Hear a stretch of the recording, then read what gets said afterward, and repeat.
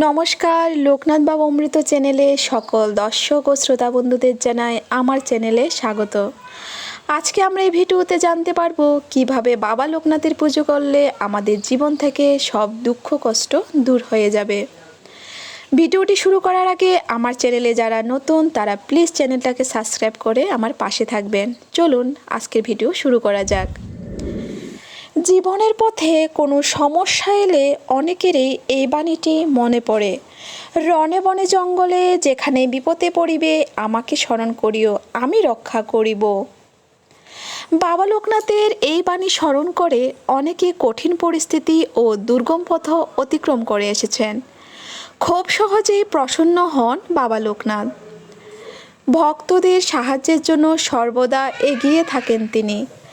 লোকনাথ বাবার পুজোর পাশাপাশি তার প্রণাম মন্ত্র জপ করলে সুফল পাওয়া যায়। ব্যক্তি জীবনের সমস্ত প্রতিবন্ধকতা কাটিয়ে উঠতে পারে। আড়ম্বর নয়, বরং শ্রদ্ধা ও ভক্তি ভরে মন থেকে বাবা লোকনাথকে স্মরণ করো। এর ফলে ব্যক্তির সমস্ত আশা আকাঙ্ক্ষা পূর্ণ হবে। বাবা লোকনাথের পুজোয় আমরা মন্ত্র জপটি করলে আমাদের সংসার ভরে উঠবে আনন্দে। চলুন মন্ত্র জপটি কি জানা যাক। জয় শিব লোকনাথ, জয় ব্রহ্ম লোকনাথ, জয় গুরু লোকনাথ।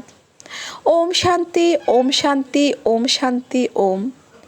উল্লেখ্য আছে, কোনো কাজ করার আগে এবং বিপদ থেকে মুক্তি পেতে লোকনাথ বাবার নাম স্মরণ করা উচিত।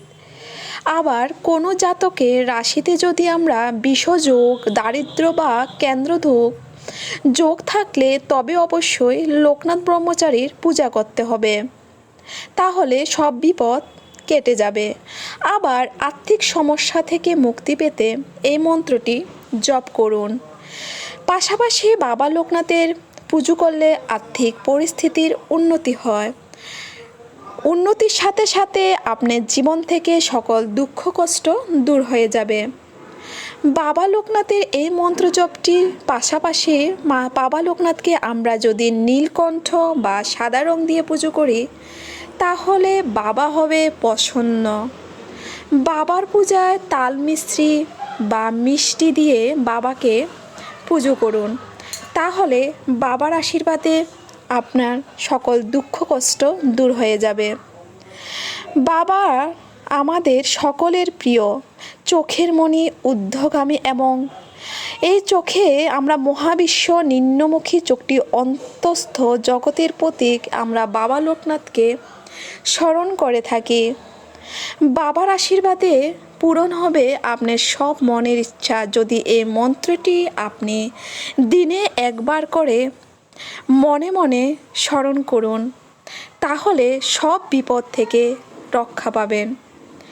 নমস্কার।